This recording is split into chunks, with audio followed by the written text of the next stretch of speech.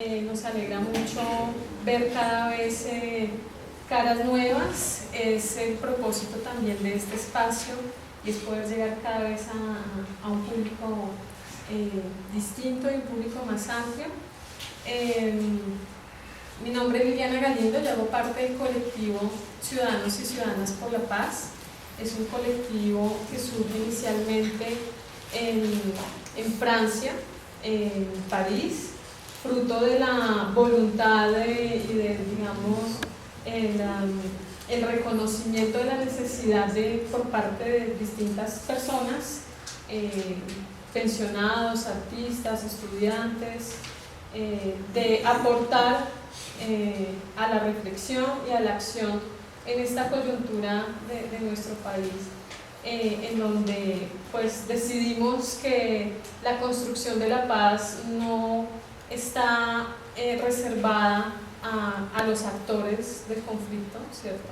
Cualquiera que sean esos actores del conflicto, sino que nos involucra a todos y a todas, y en esa medida pues este colectivo se constituye también aquí en Bogotá con esta voluntad de hacer una contribución sin tener ningún tipo de respaldo o patrocinio institucional.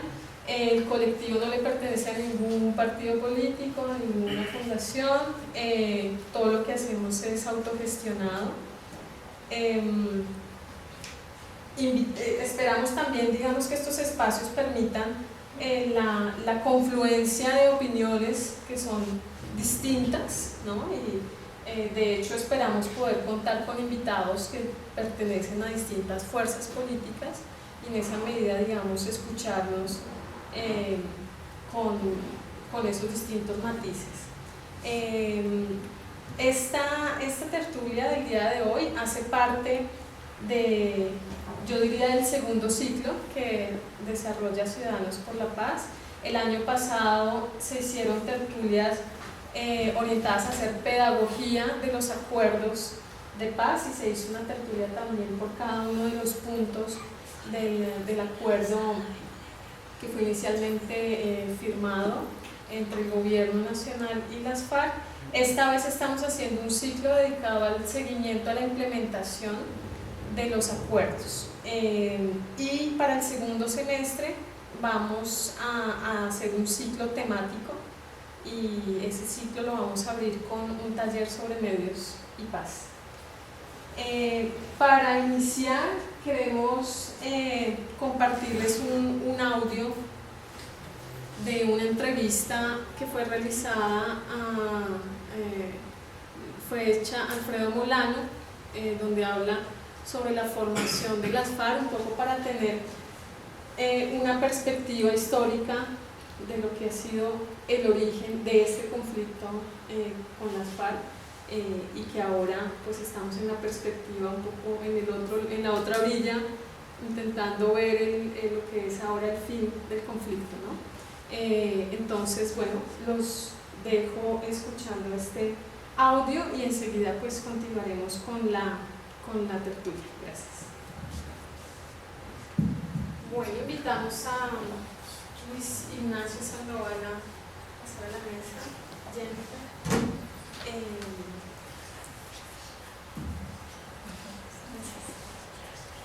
Le agradecemos a Luis Sandoval por estar acá. Él es miembro muy activo, uno de los promotores claves del Congreso Nacional de Paz que se realizó hace pocos días.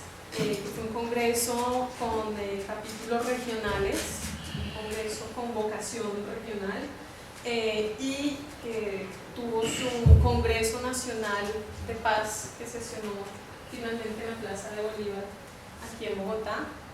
Es también columnista y por supuesto pues presidente o copresidente de Red Paz. Entonces, pues, muchas gracias. Jennifer nos acompaña como miembro del equipo de Ciudadanos por la Paz. Bueno, buenas tardes ya. Muchas gracias a Luis por podernos acompañar el día de hoy.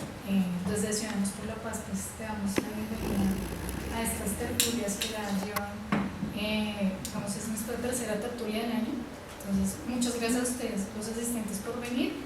Y pues bueno, comencemos, no es más.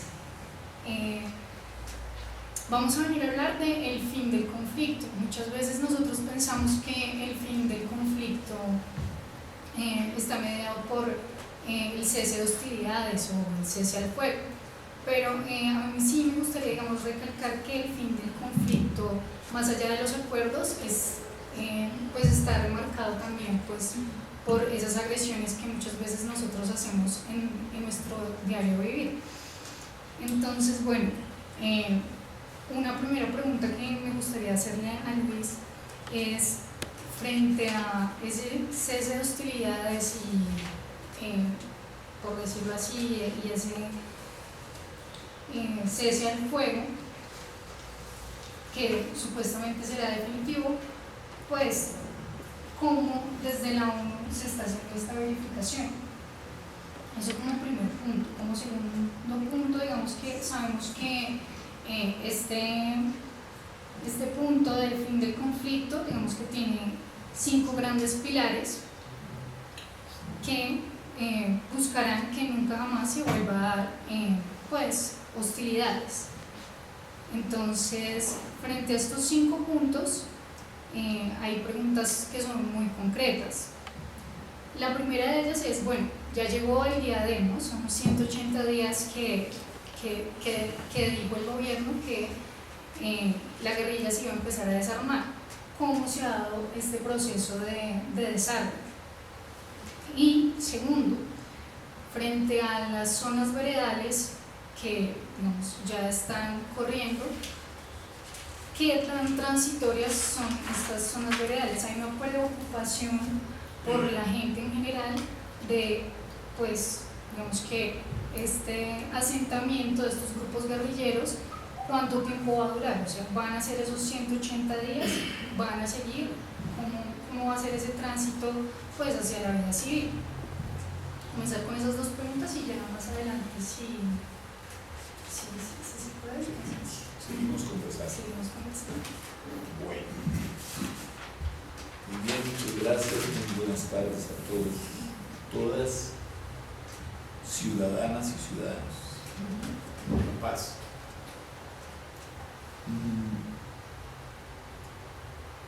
Nosotros en la Red de Iniciativas por la Paz estamos empeñados, porque para eso nacimos en el año 93, en que haya una finalización política de la guerra política. La guerra ha sido política y lo que razonablemente debe ocurrir es que se termine políticamente y no militarmente.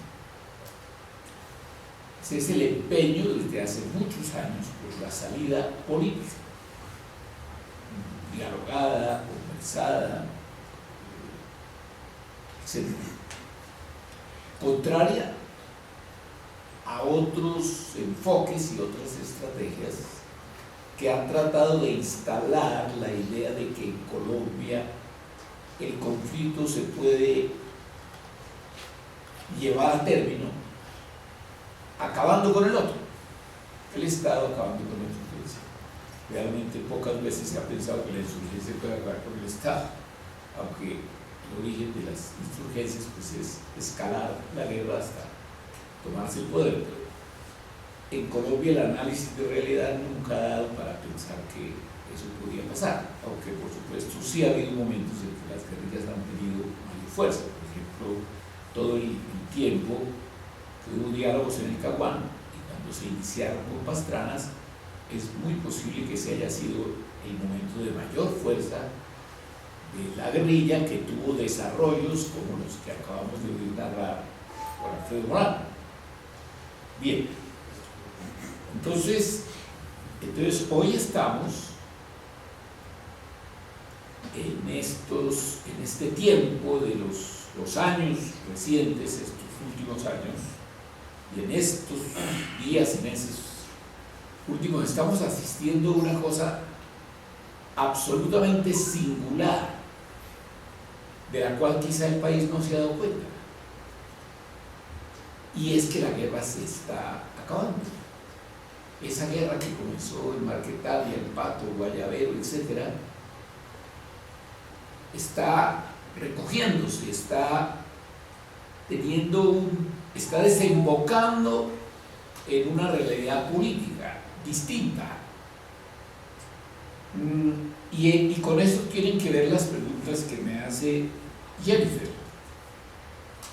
Hoy tenemos que la guerrilla que surgió de esa manera, como ya se ha oído, que creció, que llegó a tener 60 frentes o más de 10.000 combatientes. Esa guerrilla, después de este trasegar de más de 50 años, llega también a la conclusión de que debe traducir su proyecto político armado en un proyecto político civil. No es desistimiento del proyecto político, eso hay que entenderlo muy bien.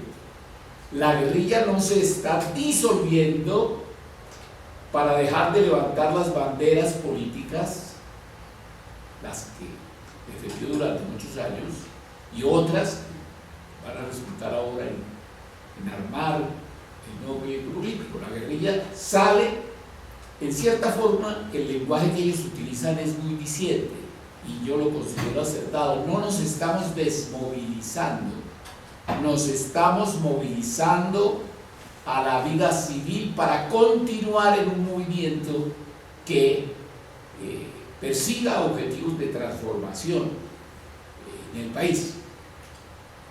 Y llegamos entonces a esta coyuntura de que los diálogos de La Habana se desarrollan después de tantos intentos fallidos, están dando resultados, dieron resultado, y la guerrilla está concentrada en una serie de puntos, más de 20 veredas, zonas veredales de concentración, etc. Ahí está una guerrilla que después de un largo camino se quiere convertir en un movimiento político, con unas banderas de transformación, con un sentido de oposición al régimen establecido, de oponerse y en cierto sentido revolucionarlo, cambiarlo, articulándose con muchas otras expresiones. Bien, entonces están allí, son más de 6.000,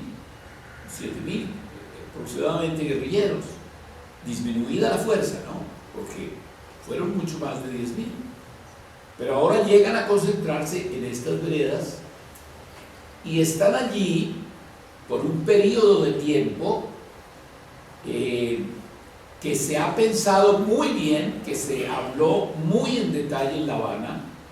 Este punto 3, digámoslo también de paso, es el punto más complejo de todo el acuerdo.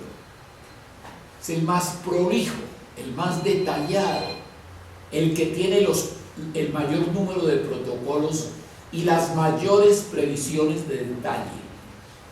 En eso concuerdan los analistas. No es quizá el capítulo más largo del acuerdo, pero es el más complejo. Y es porque se tomaron el trabajo de pensar cada situación, cada momento, cada paso, para tratar de delinear un camino que asegurara que las cosas salieran bien. Entonces están aquí, en las veredas, están allí, y eso tiene un calendario, eso tiene unas etapas, eso tiene que desarrollarse de manera regular. Ese es el compromiso de las dos partes.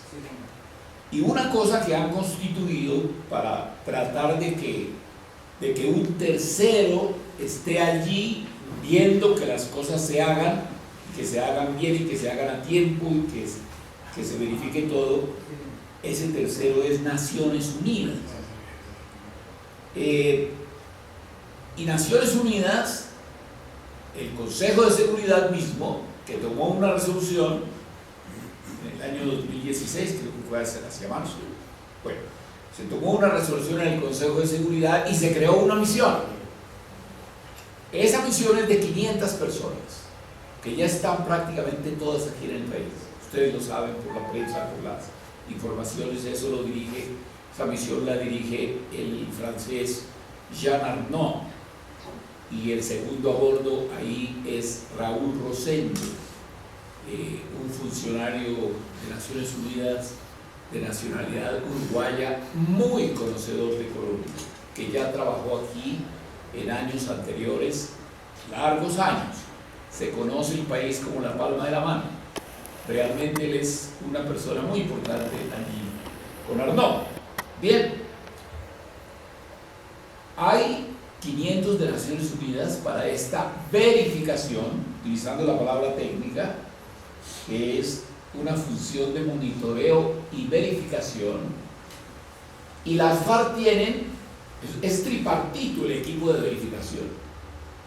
Los de Naciones Unidas sí, pero también un gran equipo de las FARC, son 263 creo de la FARC, y un gran equipo del gobierno, otros 263 personas. Entonces, lo que hay es un gran equipo tripartito que tiene la misión de desarrollar todo este periodo en que están allí concentrados. Se supone que si todos cumplen, todos llegan a tiempo con lo que les toca hacer, no pasará de 180 días. Pero ya está viéndose que las partes no exactamente cumplen, sobre todo el gobierno. El gobierno no tuvo listos los campamentos. La guerrilla sí la vimos desplazarse cuando había que desplazarse de todos los rincones del país hacia las zonas de concentración. Los vimos, todos vimos, ¿no? Y la prensa lo registró por Chiva, por Canoas, por todos los medios. La guerrilla se fue moviendo, caminaron todo el país porque estaban en todos los rincones y llegaron a concentrarse. Me parece que el rendimiento y el cumplimiento de la guerrilla, hay que decirlo sin rodeos, es altísimo. Acompasado eso con que el cese al fuego ha sido prácticamente absoluto. Están los informes de CEDAC, el Instituto de la Universidad Javeriana, que saca regularmente, a la semana, saca sus informes, y no hay otra experiencia en el mundo con un nivel de cumplimiento del cese al fuego y hostilidades de una manera tan rotunda, tan completa, tan integral como este de Colombia. Prácticamente ellos se declararon como en operación estatua, realmente cesaron la guerra, la cesaron. Bueno, naturalmente que eso no quiere decir que algunas cosas sigan por allí, porque un dominio y un control absoluto de cada persona en todos los rincones, pues prácticamente imposible, pero el registro que se tiene serio de entidades nacionales, bien, entonces están allí y Naciones Unidas está verificando que los pasos previstos se vayan cumpliendo. Naciones Unidas tenía que aportar el equipamiento para recibir las armas, porque la guerrilla se movió de sus sitios donde estaban hacia las zonas de concentración, naturalmente con sus armas, y llegan allí, y estando allí en las zonas de concentración siguen con sus armas, pero en un momento dado tienen que comenzar a entregarlas, el 30 primero, después el otro 30 y finalmente el 40%, y esas armas se depositan en los contenedores. Esos contenedores Naciones Unidas tenía que ponerlos a tiempo allí. La verdad yo no sé si ya terminaron de ponerlos, hasta hace un tiempo todavía no los habían puesto en todas partes. Claro que hay que ver que hay partes que no es tan fácil llevar un contenedor, ¿no? Zonas lejanas, zonas en el Chocó, bueno, pero eso tampoco tiene que ser excusa, las partes tienen que cumplir. Bien, pero la finalidad de estar allí concentrados es también una finalidad de aprestamiento para lo que viene, porque lo que viene no es fácil para nadie. no es fácil para cada guerrillero, para cada guerrillera, no es fácil para las comunidades, no es fácil para sus familias, no es fácil para el gobierno, eso no es fácil para nadie. Eso es difícil, está diseñado al detalle aquí, que es lo que se llama reincorporación económica y reincorporación política. Y claro, si hay alguien que no cumple, poco o mucho, las cosas comienzan a fallar. Y ahí yo quiero insistir, quiero introducir el tema de que en esto la sociedad tiene un papel. No solo el gobierno y la guerrilla misma tienen que mostrar que dan los pasos previstos y diseñados. La sociedad tiene un papel. Y es que esa sabiduría de Naciones Unidas no es suficiente. Porque el actor, el universo de interés de la paz es la sociedad misma. A la sociedad le interesa todo. La sociedad tiene que ver con todo. Todo lo que en el conflicto ahora tiene asiento en la sociedad. Entonces la sociedad tiene que involucrarse en todo. Entonces se está organizando la veeduría ya. Ya hay inicios de redes ciudadanas. Es parte de la tarea que nos impusimos en el Congreso Regional y Nacional de Paz de organizar veedurías para hacerle seguimiento. Ya hubo una experiencia positiva, y es que el Frente Amplio hizo seguimiento de lo que fueron los ceses de fuego antes de la firma del acuerdo. Y hubo informes muy bien hechos y muy esmerados y atendibles, serios, en relación con esa dinámica que se vio antes. Entonces, no podemos dejar o esperar que solo Naciones Unidas haga bien su tarea y ya todo quedó cumplido y todos contentos. No, la sociedad tiene que estar ahí. Por eso ahora, el 1 de junio, que se llegaría un momento de la dejación de armas, estaría en principio completa.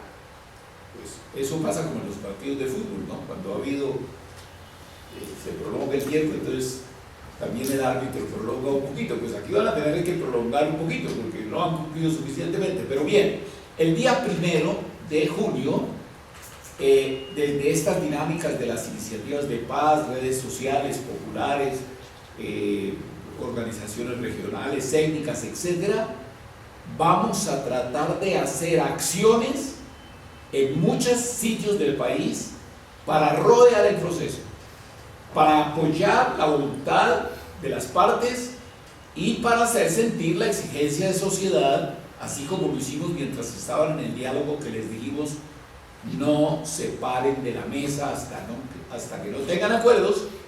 Pues ahora hay que decir, este proceso como está diseñado nadie lo puede abandonar, hay que llevarlo a feliz término. Es el interés de la sociedad que quiere la paz con un sentido de transformación y de cambio.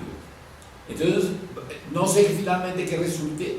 Las acciones, hay varias propuestas de movilización, de acción, de actos simbólicos. También algunos sectores están proponiendo desplazarnos hasta las zonas hasta las veredas, ir a las veredas.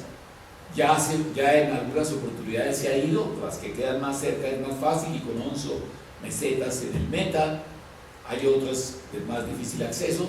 Ahora en esta oportunidad del 1 de junio iríamos siquiera a la mitad de esas veredas, esas reservas donde están concentradas, para significar que se apoya el proceso, pero para significar que la sociedad acoge a los excombatientes, para significar que estamos en una dinámica de que ellos se reincorporen a la vida civil con garantías.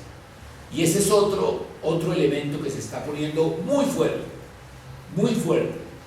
y es que el Estado no puede, cuando ha dialogado y ha hecho acuerdos con la guerrilla, asegurarse que la guerrilla sí deja las armas y no asegurarse, por ejemplo, que el paramilitarismo no deja las armas. Aquí la idea central es todas las armas, absolutamente todas, las de tinte izquierdista, las de tinte derechista, todas fuera de la política. Ese es el gran proceso en que el país se está empeñando. Entonces, aquí, efectivamente, como lo menciona Jennifer, está ese papel de Naciones Unidas. Bueno, creo que ya están las preguntas. Tú dices aquí los pilares nunca más, pues bien, ahí estamos todos. Esto habría que mirarlo un poquito con más detenimiento, pero el nunca más es una cosa central y difícil. Y porque es central y es difícil, hay una comisión de garantías que tiene una composición mixta. Está el gobierno al más alto nivel, el presidente de la República está en la comisión, el ministro de Defensa, el comisionado de paz, otras personas, y hay 6 personas de sociedad civil especialmente conocedoras de todo el ambiente, de todos los factores en juego, para ir asegurando las condiciones, las garantías y sobre todo focalizadas en el fin del paramilitarismo. Esa es una de las condiciones que tiene que ver con el nunca más. Bueno, esto de que las zonas transitorias pueden prolongarse, bueno, no estoy tan informado de eso, me parece que es un poco especulativo. Yo creo que por ahora están cumpliendo el papel que tienen que cumplir. Que venga después, eso depende de muchos factores. Depende de muchos factores. Si realmente se acoge a los guerrilleros y guerrilleras y a toda la gente que viene de ser parte del ejército insurgente, de la insurgencia, pues dijéramos, no tendrían ellos por qué pensar en que se quedan como confinados en un rincón del país. Pero eso ya es especulación mía. Si las condiciones de seguridad, de regreso a sus familias, de regreso a sus poblaciones, de regreso a actividades normales de tipo económico y social y político no se ven satisfactorias, yo no me extrañaría de que traten de mantener espacios donde por lo menos estando allí concentrados y juntos van a favorecer su vida. Eso no me extrañaría, pero eso es un poco de mi cosecha, es decir, me dejo llevar de la especulación, pero mejor no especular. Bueno. Interesante. Bueno, frente al punto que tú decías que las FARC pasó de ser un ente armado que hacía política y que ahora pues está en el tránsito de hacer la política sin armas, hay, digamos, como un cambio, digamos, después del plebiscito frente al tema de cómo van a hacer política, digamos, es decir, frente a las curules, frente a, no sé, los dineros que se van a dar para financiar el partido político de las FARC, o digamos, qué cambios tuvo, digamos, el punto frente a esa transición de las FARC hacia la política. Mire, este punto, el tercero del fin del conflicto, tengo la impresión de que fue el que menos cambio tuvo a raíz del plebiscito.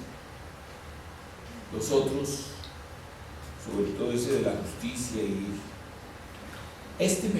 no veo que, no detecto todavía, porque además es poco difícil, acaba de sacar desde abajo, sacó un volumen ahorita en que establece bien las diferencias línea por línea del acuerdo del 24 de septiembre con el acuerdo del 24 de noviembre. ¿No? Pero es muy dispendioso uno ponerse a comparar cada parrafito y ver qué palabra o qué cosa cambia, ¿no?, de una versión a la otra. Es bien dispendioso. Bueno, pero en este punto me parece que no, y la razón es esta, es que todo el mundo quiere que se acabe la guerra. Yo diría que hasta Uribe quiere que se acabe la guerra, ¿no? Es decir, que se acabe la guerra en el sentido de que las FARC no sigan disparando. En otros sentidos ya no es tan claro que estemos de acuerdo, por supuesto que no, diferencias abismales, ¿no? Pero que se silencien los fusiles, Que las FARC entreguen sus armas y las pongan en un contenedor y Naciones Unidas las convierta en monumentos, eso nadie ha dicho que eso no se debe hacer, ¿no? Eso está funcionando. Bueno, entonces, pero el tema está, yo me iría más que a la cosa así tan fáctica de elementos materiales, al elemento político, la pregunta de Jennifer. A mí me parece que las FARC no han cambiado la idea de su proceso. Primero, en ningún momento han dudado de recorrer el camino de la paz, han sido enfáticos. No han pensado en reversarse, ¿no? No han pensado, bueno, sí. Eso es lo que hemos entendido, lo que hemos percibido, ¿no? Del conjunto de la guerrilla. No sabemos todavía, no tenemos idea tan precisa de qué alcance tengan las disidencias. Parece que no fueran un volumen tan significativo como ha ocurrido en otros procesos, en otros países.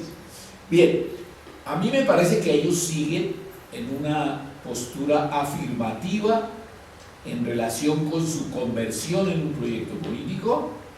Hicieron la conferencia en Cartagena del Chairá.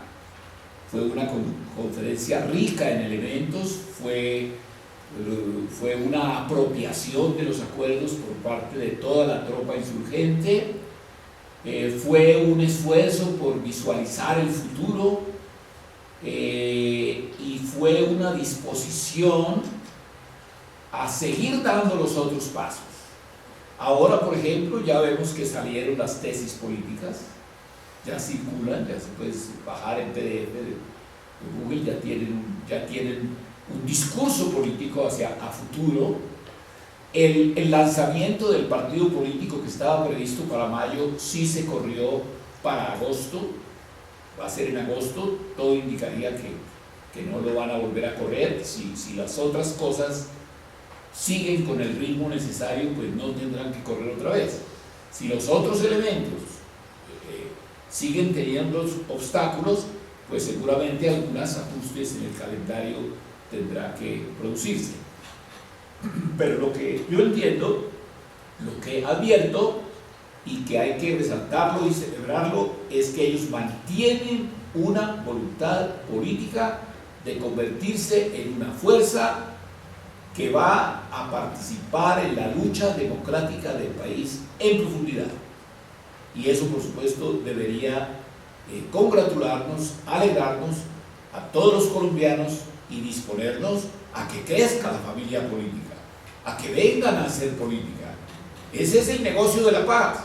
La paz no es otra cosa. La paz es que dejamos de disparar y vamos a ejercer derechos, vamos a tener garantías, vamos a tener posibilidades, vamos a tener la posibilidad de luchar por nuestras ideas con medios distintos, pero eficaces, transparentes, institucionales, etcétera, en lugar de los instrumentos de lucha que se tenían antes, que eran las armas.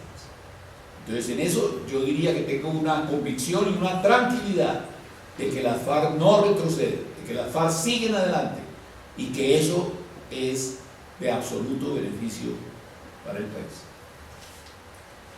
Bueno, y dos últimas preguntas ya como para cerrar esta tertulia y abrir una ronda de preguntas pues para nuestros asistentes. Hay dos puntos que son muy controversiales frente al fin del conflicto. Uno de estos tiene que ver, digamos, con el tema de la seguridad. Se cree, o bueno, se está mostrando que el gobierno no está cumpliendo su parte con el tema de la seguridad, no solo con, digamos, los líderes o las grandes cabezas de las FARC, sino que no está cumpliendo frente a aquellos que, digamos, son allegados o no militantes de las FARC y son más bien líderes sociales, gente que milita en otro tipo de movimientos y que lamentablemente, digamos, se están acallando o se están matando. Entonces, digamos, frente a este punto de seguridad que está siendo, digamos, como tan controversial en este momento, ¿qué se puede hacer? ¿Qué se está pensando? Problema de marca mayor que nos tiene preocupados a todos, en los ámbitos sociales, políticos, alternativos, democráticos. Mañana, en la Cámara de Representantes, la representante Ángela Robledo y el representante Alirio Uribe adelantan un debate sobre este tema. Yo los invitaría a estar atentos porque aparte de lo que yo diga ahora, una respuesta a esto de alguna manera se va a expresar en este debate. Los movimientos que están en paro en este momento, los maestros, los trabajadores del Estado, los guardias del INPEC, todo el sector judicial, la fiscalía incluida, que también va a entrar en ese movimiento, etc. Todas esas dinámicas tienen entre sus banderas de lucha el rechazo al exterminio que se está produciendo con dirigentes sociales y la exigencia de garantías. Es un elemento absolutamente básico, en medio de una polémica, y es que el gobierno dice que el paramilitarismo ya se acabó, y el CINER, el informe de la semana pasada, dice que el paramilitarismo no se ha acabado. Y pues tenemos datos absolutamente fehacientes de todas los entronques y los datos. Eso no es un secreto para el país. Los grupos herederos del paramilitarismo existen, están activos y tienen un plan de agresión a la dirigencia social, en unas regiones más que en otras, pero eso es un hecho de bulto, eso ya no se puede ignorar. El director de una entidad muy seria que es de justicia, la que ha dirigido hasta hace poco Rodrigo Privi, y que ahora es César Rodríguez, profesor de la Universidad de los Andes y colega mío como columnista en El Espectador, acaba de publicar una columna, creo que la traje porque me gustó muchísimo, donde él dice: repasé centenares de casos, uno por uno, aquí está, se llama asesinatos sistemáticos, y encontré que sí son sistemáticos. Bueno, me voy para no alargar el discurso, me voy por esta línea de la seriedad académica y de la seriedad del columnista, pero por supuesto que son sistemáticos las agresiones. El gobierno utiliza un discurso eufemístico y como que las investigaciones judiciales todavía no llegaran a concluir que es un solo autor, pero puede haber muchos autores persiguiendo el mismo objetivo, y eso ya convierte en sistemática la agresión. La agresión no es sistemática solamente porque tenga un solo autor, no, es que hay mucha gente persiguiendo el mismo objetivo de debilitar el tejido social, de agredir a los líderes sociales, de impedir que se cree un poder que afecte intereses de tipo económico y de tipo político y territorios, etc.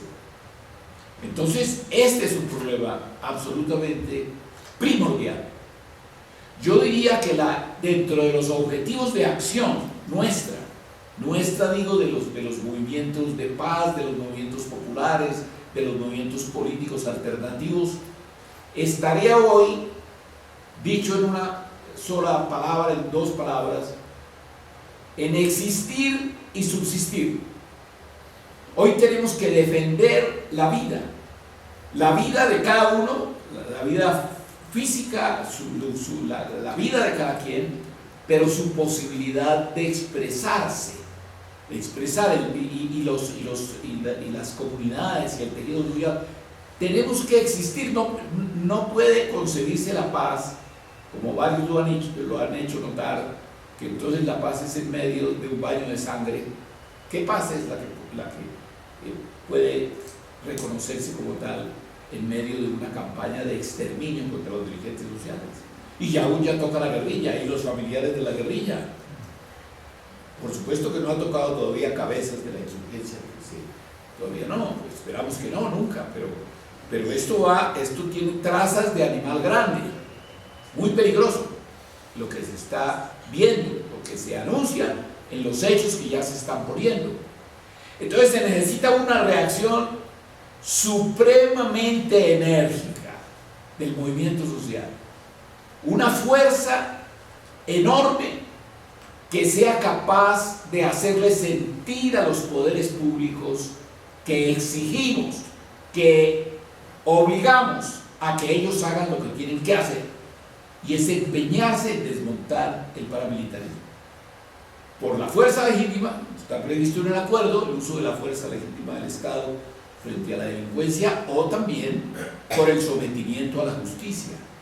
El sometimiento a la justicia me parece que todavía no se está usando con la audacia con que se necesita.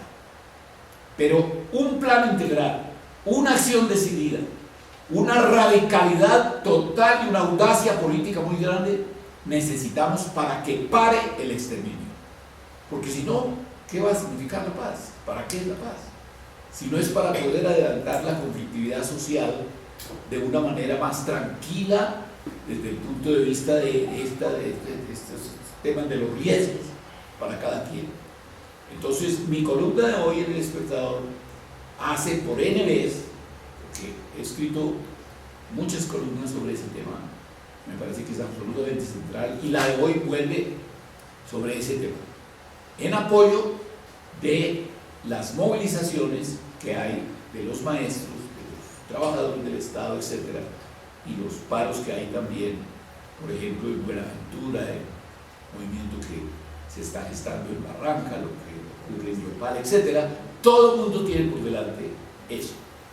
Y quizá en la próxima oportunidad mencionamos lo que hemos levantado en el Congreso Nacional de Paz, la idea de un acuerdo, un pacto nacional y regional por la vida y por la paz, que apunta a eso, a garantizar la vida, la existencia, la realidad de un tejido social que se puede mover en la lógica. Hay otra columna muy interesante que es de esta niña Navarro frente a lo que dijo el ministro de, ¿quién fue? El fiscal, yo no me acuerdo quién, de que es que la protesta tiene que ser tranquila, que es que las protestas tienen que ser con la urbanidad de Carreño, y que eso tiene que ser, pues, ¿no?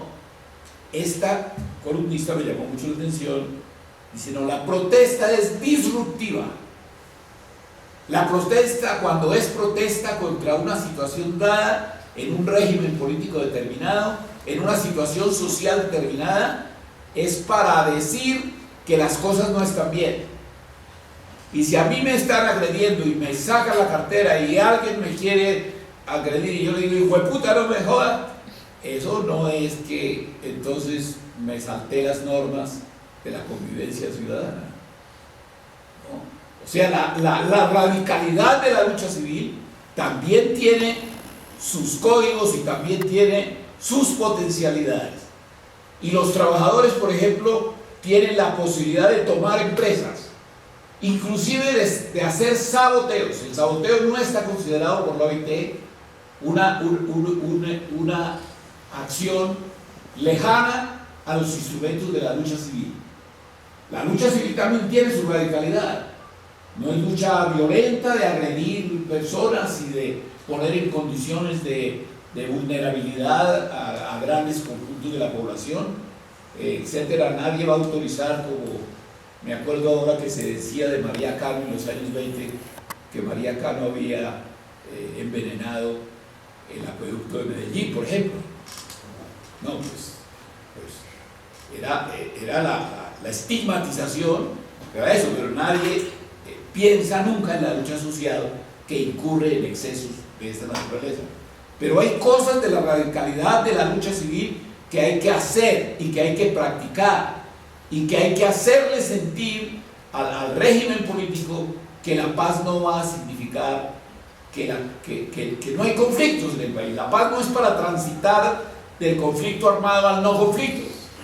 La paz es para transitar por supuesto, de dejar el conflicto armado, pero transitar a una dinámica de conflictividad de sentido democrático, dentro de las cuales es válida la fortaleza de los actores.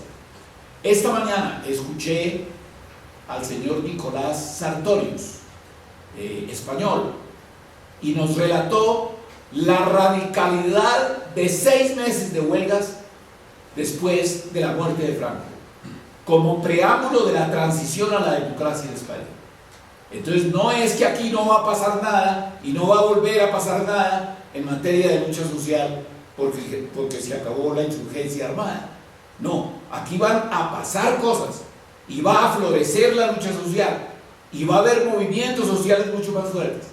En cierta forma, lo que estamos viendo hoy, en estas semanas, yo diría que es como un anuncio de ese futuro que puede venir si nosotros mismos nos ganamos condiciones para que en esa radicalidad de la lucha civil no perdamos la vida.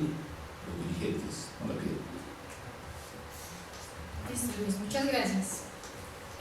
Bueno, no sé, abrir nuestra ronda de preguntas. Entonces, ahorita hay unas 5, estaría bien. 1, 2, 3. 3 por el momento. La primera. Bueno, buenas noches para todos.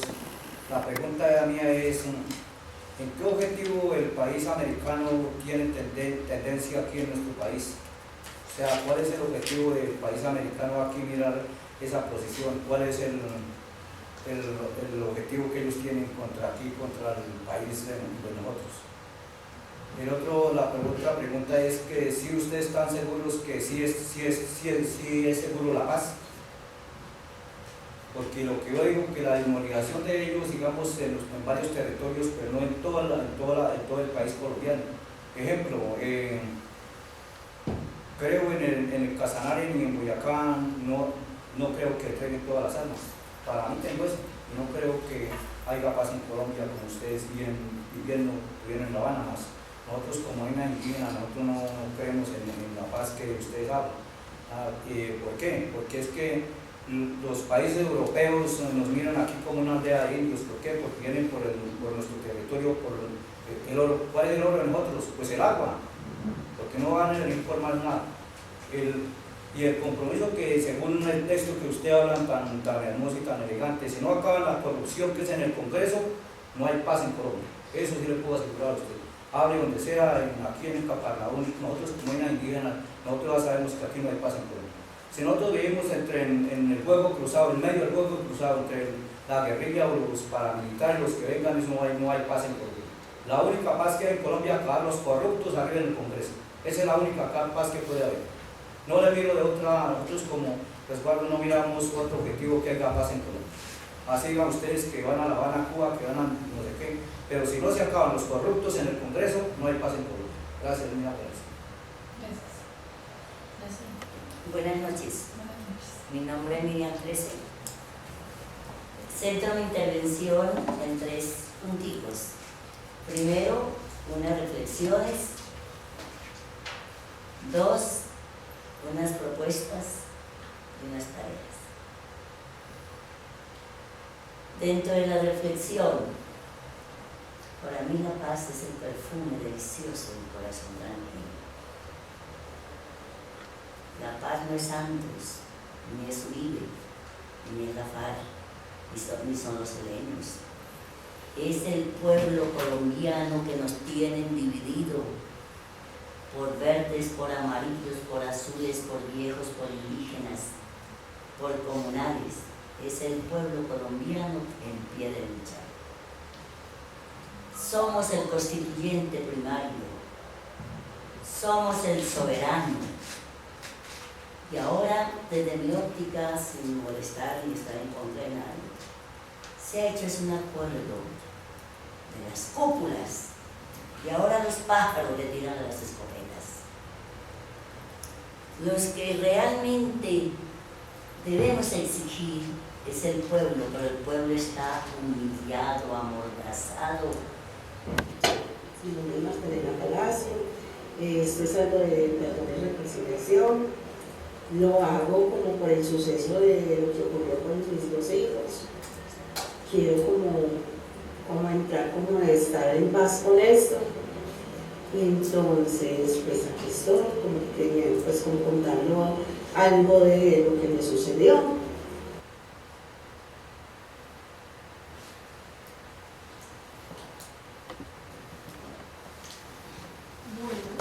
Bueno, pues muchas gracias por asistir. Estos videos pues son sugestivos de las ideas que podemos tener, desarrollar, construir sobre la paz, ¿no? El primero que lo relaciona también con la manera en que nos relacionamos cotidianamente con los otros, ¿cierto? Y no la paz como una cosa lejana que solo tiene que ver con el gobierno o con las guerrillas o con los actores armados, sino con nosotros mismos. Y el segundo, pues es muy simbólico, que al inicio ya tiene esta greda, es la representación de una lápida, ¿cierto? Y luego ya es con sus propias manos ella construye otra cosa que contiene belleza y que contiene vida, ¿no? Que son estas flores. Y yo creo que ahí está el reto un poco también para que nosotros pensemos